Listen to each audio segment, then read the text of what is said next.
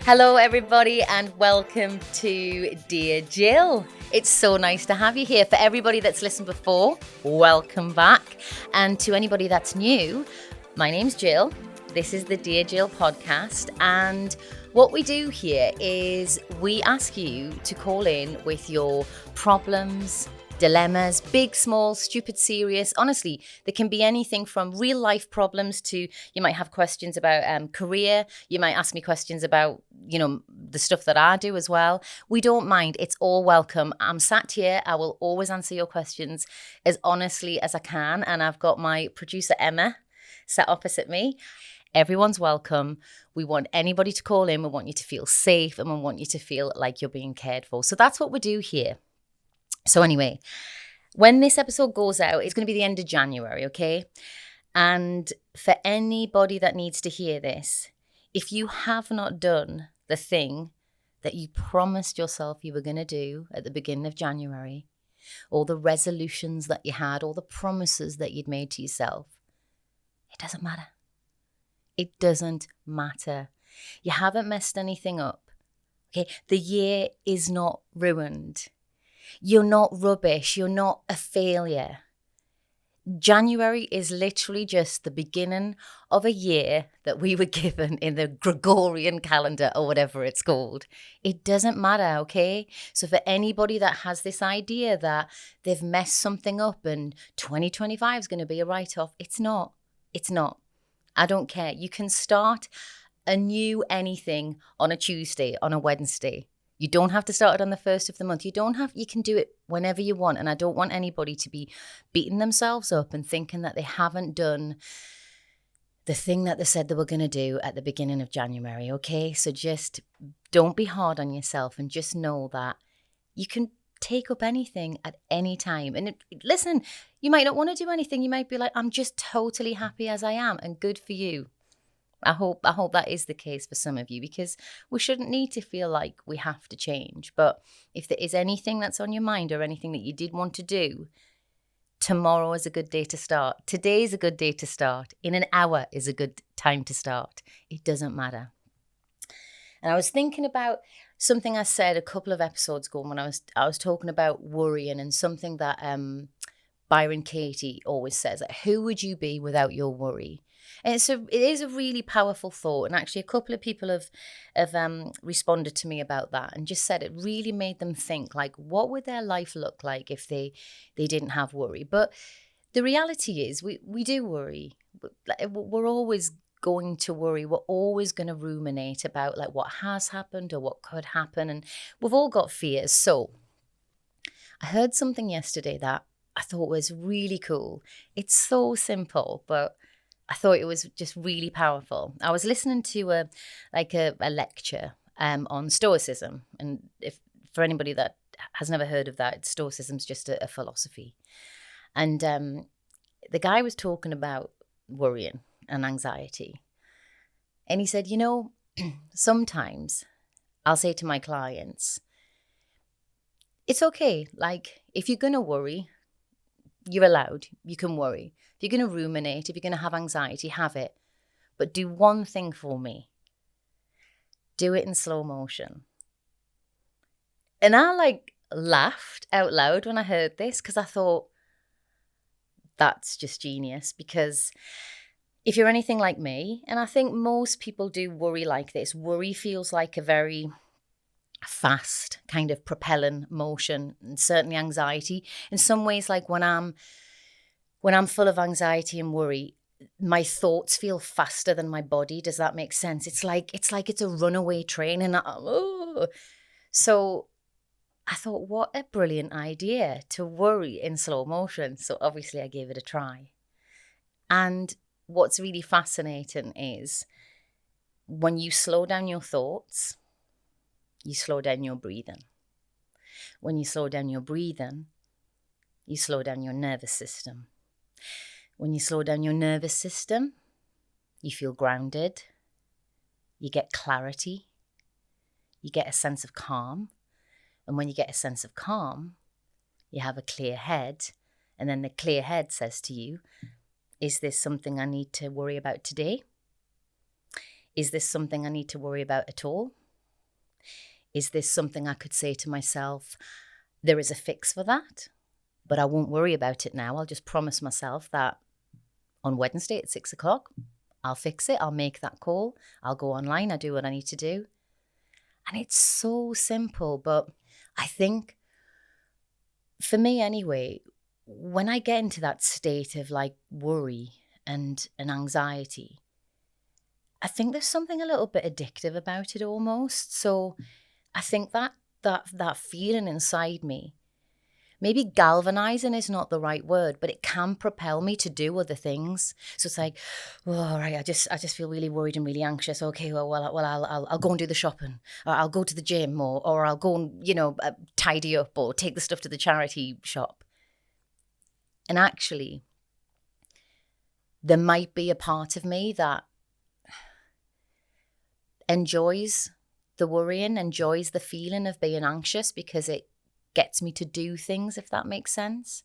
And what was really interesting about slowing down, I mean, can you imagine worrying in slow motion? I mean, it sounds, I won't go into my whole worries because we'll be here all night, but this would just be one of them. I can't believe I didn't start my pension when I was 18. I mean, I'm already bored. I'm bored of myself. It's like, no, you didn't. You didn't start it when you were 18. But you know what you did do? You started it later on, and that's all right. It's also in the past. There's nothing to be done about it. So it really forces you to really, really be mindful of what you're worrying about. Because I would guess that most of our worries and most of our anxieties are either things that have happened or things that you think might happen. Things that have happened we can't do anything about. Things that might happen, I don't know what's going to happen in the next minute, let alone the next day, hour, week, year. So they're absolutely insane as well. So the only things that are even worth worrying about, perhaps, is something we can do something about. And when you slow that down, you will realize straight away if it's something that can be fixed or made better. So anyway, that was really helpful for me, and I hope it is for you. It sounds so stupid. Doesn't it? Yet so effective. So when I see you again next week, just tell me through the week if you've done it just once. Just do it once and just tell me what the experience of doing it is, because I was like, that is genius. What about when your brain, you know how you say like your brain's a chatter, it goes on and on and on. What about, when you worry, but there's nothing really going on, you're just sort of feeling? Yes. How do you slow that down, do you reckon? Do you mean, well, it would be very, very rare that you would only have a feeling and not a thought. So if you were really mindful, you could say, right, I feel really anxious right now. I feel really wound up inside. But there'd really nearly pretty much always be thoughts attached to that. So then you'd go, okay, well, what have I been thinking about? What was I thinking about? Like, you just have to be really honest and interrogate your own thoughts. So there's the Stoics would say that what happens to us is very, very rarely the problem. It's what we think about what happens to us is the problem. And it's quite hard to be accountable for that all the time, but that probably is the main bulk of our worry, how we feel about something or how we think about something, not the actual thing.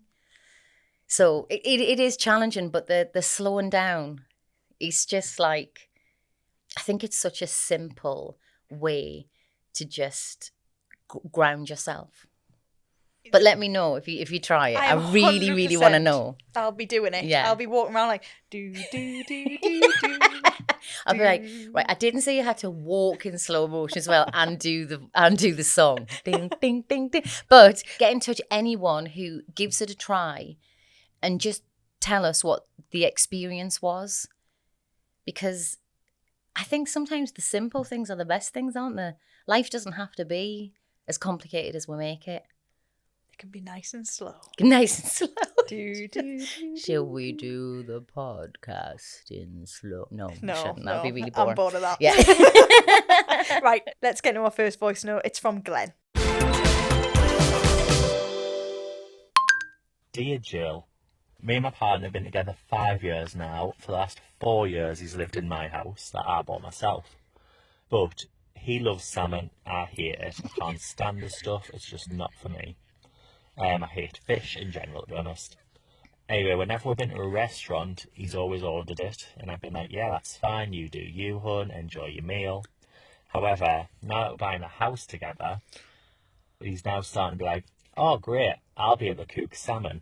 Because I've always said no to cooking salmon in my house and played in my house rule. Now he's like, well, if I own half the house, I can cook salmon. So I need your help. How do I stop him from cooking salmon? Because I've seen the whole, having it at a restaurant is a bit of a compromise. Help. I can't live in a fishy house.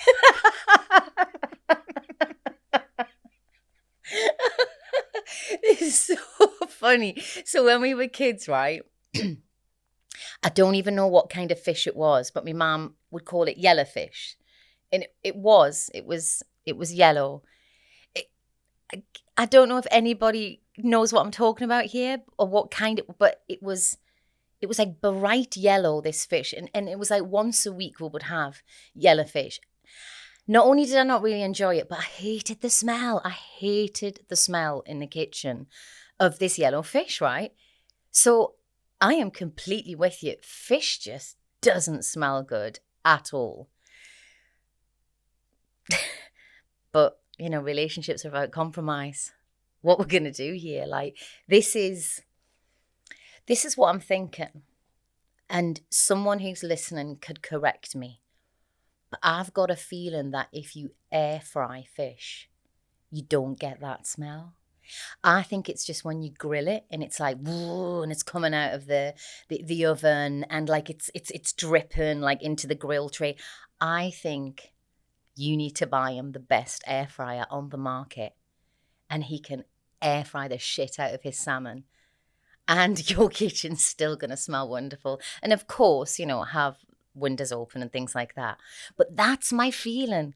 My feeling is that it wouldn't smell if it was cooked like that. Salmon is a very healthy fish. Let's not be down on the salmon, okay? Lots of omega-3s. It's very good for you. But I do empathise. I do know what you mean. But air fryer, I feel very sure that that's the way to go. What you think? You're laughing at me. I hope it's a good laugh. It is. I just thought, I'll do some. Are you doing some researching into this? Apparently, if you use vinegar, where? Use vinegar to neutralise alkaline odours. Right. Okay. So, what in the aftermath or while you're cooking? White vinegar. Okay. To take the smell away. Does it say anything about air fryers? It doesn't. That's the only thing. Well, okay. Cleaning up properly. That's one. Marinating in herbs and spices, wrap in foil, and soak the fish. Okay. I think this is going to be something you'll be able to get through. I think love is stronger than fish. But he's already compromising. You know what I'm saying? Or maybe you just have to go out for dinner all the time, at least 3 times a week so he can get his fishy intake. Yeah, if you want fish, you're out. Mm-hmm. It's out. Fish job. Yeah. Or invite another person into the relationship so you could have a little fishy threesome. I don't want to talk about fishy threesome for you, Jill. Right, moving on from Salmon Gate, Fish Gate. Let's have our next one. It's from Declan. Hi Jill, just wanted to say I really love the podcast. Honestly, it's such a comfort, so thank you. My dilemma, I guess it's a bit of a complicated one. So I've never really known my dad too well. I've only met him like a few times in my life, and I'm 31 now.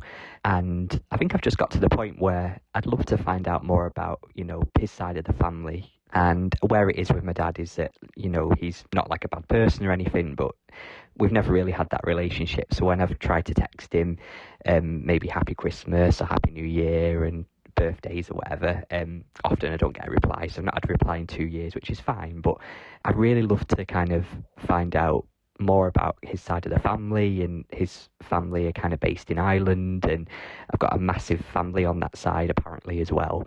I've seen some of them on Facebook, I found out some of them on Facebook, and my sister helped me to find them.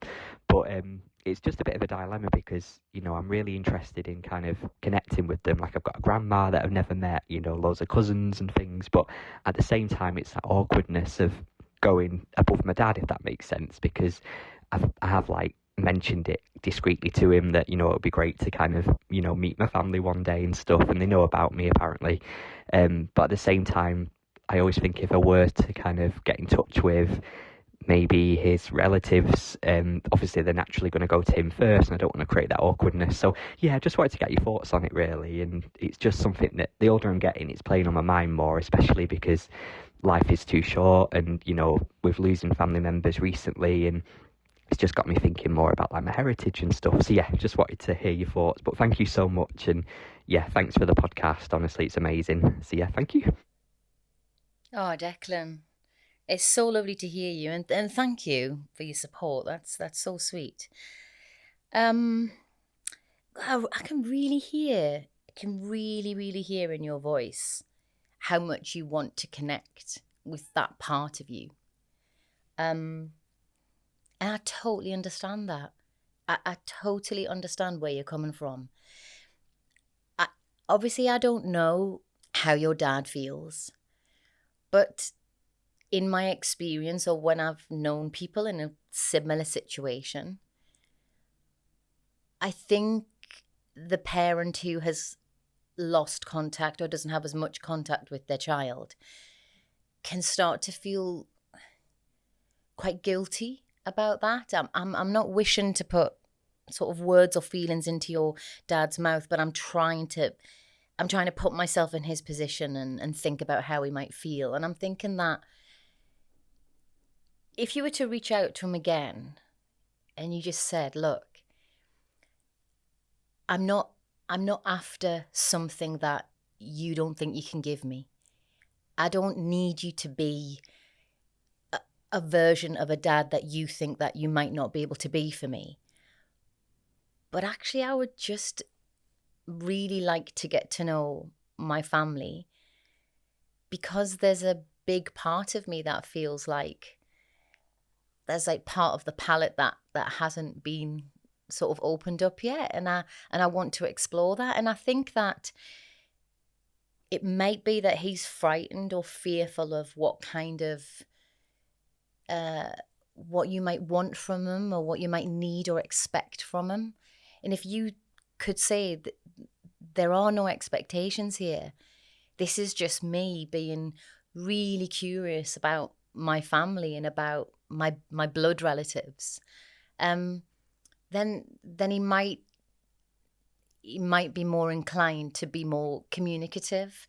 I mean, listen, like you said, you would be allowed to get in touch with whoever you wanted, but as you say, they probably are going to then say to your dad, look, I've heard from Declan, he wants to come and see us. So if I was you, I would contact your dad first, and I would say, 0 expectations. I'm not asking you for anything above and beyond. I would just really love to connect with that other side of my family, and just see if you get any response there. And if you don't, then the next step would be up to you to say, well, actually, there are members of my family that I absolutely would like to have a relationship with. And if your biological dad doesn't want that, that doesn't mean to say you couldn't have that. But I really sympathise with you, and I really understand that feeling of wanting to explore that part of you and that part of your family that just feels perhaps as if there's something missing right now. But I wish you all the luck in the world, Declan, and thank you so much for listening to us. It means loads.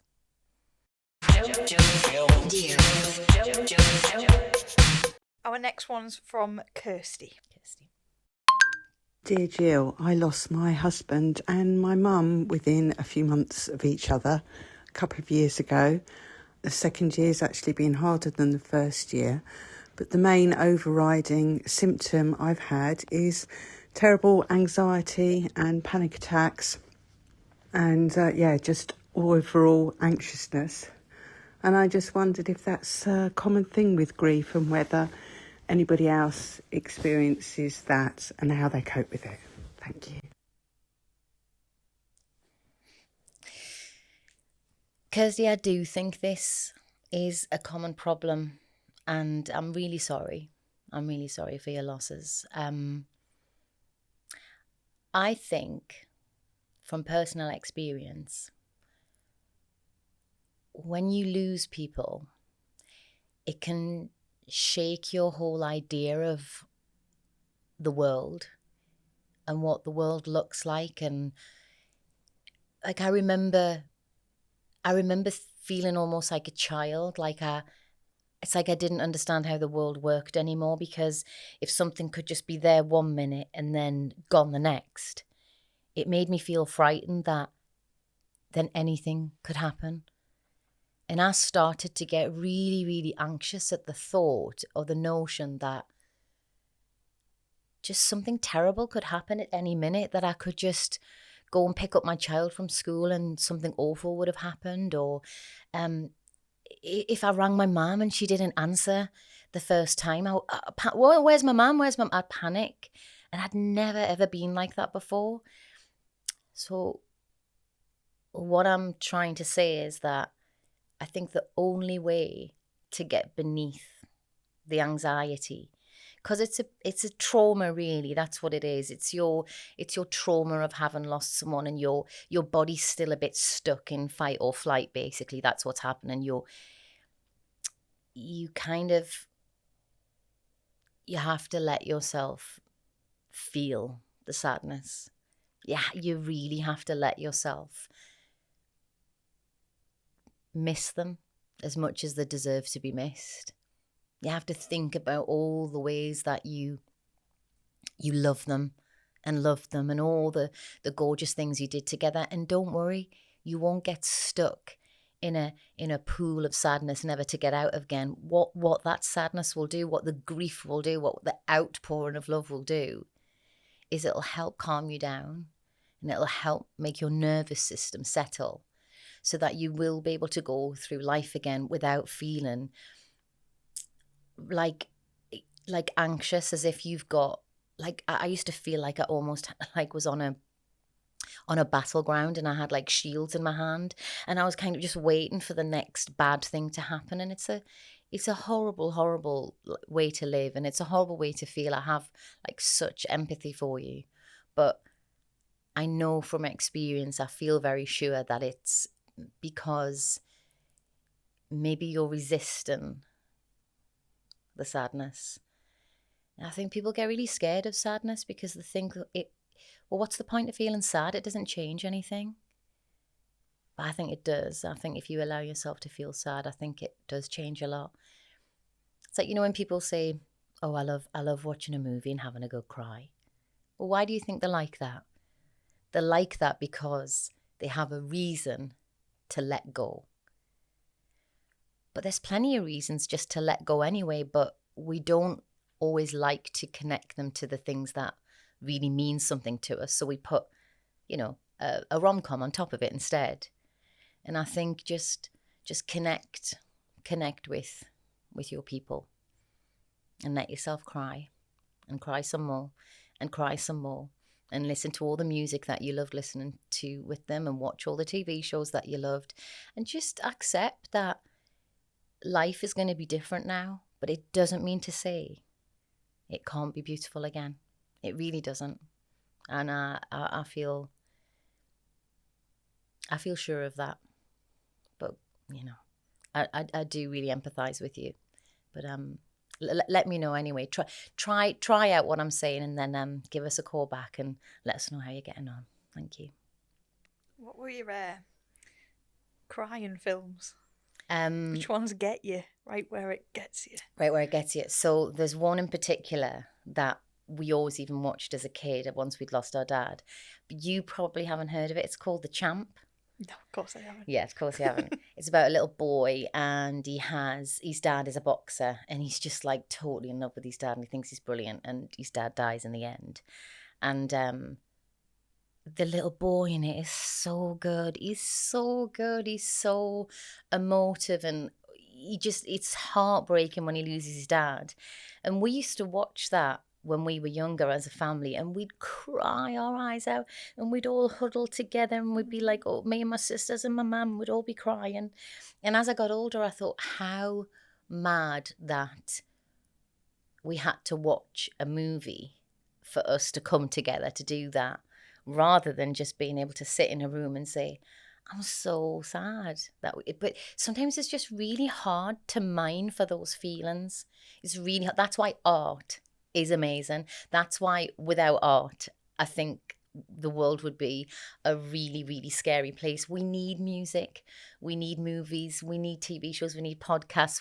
We need something for people to go, that's it. That's how I feel. Because it's really, really difficult to go there. It's quite scary. What's your sad movie? Oh, looking back, it was my grandma's favourite film was E.T. So as soon as the dude, goodbye. Don't look at me. Don't. Yeah. I mean, hard. I adore that movie. So, two things about that. Just this Christmas gone, I went to see, like when an orchestra plays film tunes. Oh, that would be at my the cathedral best in Newcastle. They played E.T. and I was just there going, just crying my eyes out. And the second thing is, I took my son to see E.T. when he was about 8 or 9, and I was living in London at the time. It was like a sort of matinee show, and old movie time. And I thought, oh, he's gonna love this. He's gonna love this. Anyway, he's like watching the movie. He's always quite good at watching movies, for even when he was little. And then how like in front of you with the seats, there'd be like a little V, like where the seats kind of join. Yes. So they don't join like that. They'd be like that. Yes. So he like had his head like stuck there for ages, and I thought, I can't believe this. I'm so disappointed. My child is bored of E.T. because he was just like that. And I leant over. And I looked round, and he was just streaming, and I was like, yes! You've got him! Yes! That's my boy!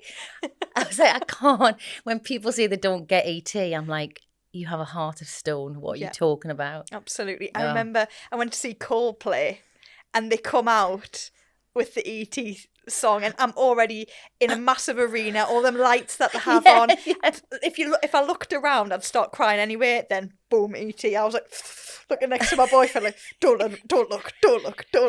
Nothing to see here. Nothing. It was really, But that's a good thing of just letting yourself cry. And there's so many times that me and my mum or E.T.'s, I'm like, turn it off. But really, we should just watch it and go, Mum, let's just look at each other and absolutely bawl at this. Yeah. I actually do quite a good impression of E.T. Go on then. E.T. phone home.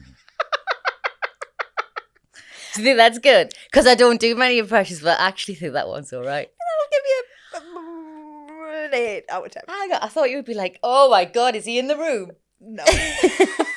Sorry. Oh. Elliot. That's good, isn't it? That was good. I'll give you that one. My goodness, what's this come to? Also, let us know your crying films. Yes, definitely. Yeah, because I like you say, it's like a fun thing to know you're going to sit down and have a cry. You're like, yes, release, cathartic, I like amazing. That. It's what we need. Right, on to our caller.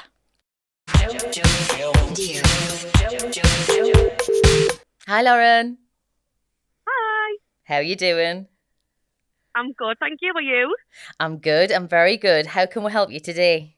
Okay, so I am a musician. I'm from a small town called Jarrow, which is just outside of Newcastle. Know it. And in April, I'm heading across to LA for 3 months to pursue my career over there a little bit more. And I'm going completely alone. So I'm just wondering, do you have any advice on how to kind of network and make some friends? Well, first of all, that's really exciting. So congratulations and well done to you. Thank you. I love hearing that when people pursue their dream. Listen, you sound pretty bubbly. I think you're going to be fine. But I think, I think you're going to be more than fine. And you're from Jarrow, so, you've got grit. You got grit and determination. Absolutely. But yeah, I think that enthusiasm and being positive goes a long way when you're going somewhere new. So whoever you meet, whatever you're doing, just soak it all up. Ask lots of questions, and don't be afraid to say to people at the end of your workday, hey, I'm at a bit of a loose end. Does anybody fancy going for some tacos? They eat that a lot in LA, don't they? Yeah, I hope so. I love tacos. She's laughing at me. They do. They always talk about that in books. Oh, I just gone for tacos. Right. But yeah, no. Just I think just stuff like that. Just don't be afraid to be the girl that doesn't live there, that's come over for a temporary amount of time, and that is going to make the most of it. Why not? Like, LA is unbelievably transient. There are people coming in and out of it all the time. There are people who don't know it there all the time. So just absolutely soak that up, absorb that. Oh my God, does anybody want to show me a new bar, a new place to eat? Do anybody want to go and see some music? Let's go to a concert. Just take every single moment for what it is, and don't think you have to go back to your apartment and just, be on your own. Just absolutely go for it. And what do you play, by the way? Or are you a singer? I just want to say that is great advice. Thank you so much. Everything you said, I absolutely, completely agree with, and I'm totally going to give it a go. And I'm a singer and I'm a songwriter, and I also play guitar and piano. Well, I can't wait to look you up and hear what you've got, and I wish you all the best, and nothing would make me happier than putting the radio on and going, this is Lauren from Jarrow, this is her new song. I'll be like, yes, go on. Oh, thank you. I hope that. Good luck, and thank you so much. Thank you so much for having me on. Oh, it's been lovely. Cheers. Bye. Bye. I think one thing for Lauren, they'll love the accent, won't they? They'll love her. Well, yes. I mean, yeah, but you're right. She just sounds so full of personality and energy. It's like, yes, you're going to be more than fine. Do you know what? I do genuinely find it really exciting when people talk about jumping off a precipice a bit in their career, and they're like, this is like a moment. And, sometimes things come for it and sometimes don't, but I really love hearing younger people going for it. It makes me really excited. I love it when people pursue their dreams. I mean, we've talked about it before on the podcast of you going to London or anything, but I mean, have you ever had to have that that light bulb moment, or that really moment that you thought, right, this is what I've got to do now, and if I don't do it at this age, I'll probably never do it? I sort of think my whole career's been like that, when I was a little kid, and it was you've got to put yourself out there. You've got to go for the auditions. When I went for the audition for Biker Grove, it was I'm scared, but I've got to do it. When I finished that, I was like, I've got to audition for drama school, otherwise I've got to push myself. So I think this industry sort of forces you to keep pushing yourself. Sitting here with you now, that's me forcing me to push myself to do something different. So I think anything in the arts means that usually people want to be constantly challenged, and probably the only time you should ever worry is when you stop wanting to be challenged, because that's when you've sort of given up slightly, or maybe fallen out of love with whatever you do. But yeah, what about you? Do you feel like that? Do you feel like you have to sort of drive yourself and push yourself and constant? And it sort of circles back to the start of worrying about you not knowing what's next. Yeah. You know what I mean? Mm-hmm. And making that jump, and especially for Lauren there, that she doesn't know what's going to happen, but she wants to do it. It's like that, cruel to be kind thing, isn't it? I've got to put myself through it, but I'm going to hate every second of it. Mm-hmm. Yeah, you just got to. There's a bravery and a courage about being an artist, and certainly the music industry, not that I know loads about it, but for me it seems like one of the toughest of the arts. I mean, it is dog eat dog. So the fact that she's going out there and she already does what she does anyway, it's just brilliant. It's not like she was born into a musician family, I don't think, anyway. So I love it when people are like, no, That is what I want to do. And no, I don't know anybody else that does it. And no, nobody's told me I can. Or it's, you know, that's how I was. I was like, I just like it. Just be driven by what you like. Yeah. I think you should get in acting actually after that ET. I think you've got a Do you career in think? it. Yeah. Yeah. I do. Oh, good. I think I'll do that. Give that a try, I think. Right. Well, thank you so much for everybody that sent in a voice note and for Lauren who called in today. I've really enjoyed chatting with everyone today, and stay brave, stay open, stay curious. Remember, it takes so much courage to be the person you really are. So thank you for being who you really were today. Thank you, everyone. And remember, if you want to be part of the podcast and you have an issue, big or small, then get in touch with us at Dear Jill Podcast on our Instagram and leave us a voice note. And remember to start your voice note with Dear Jill, and hopefully we can help.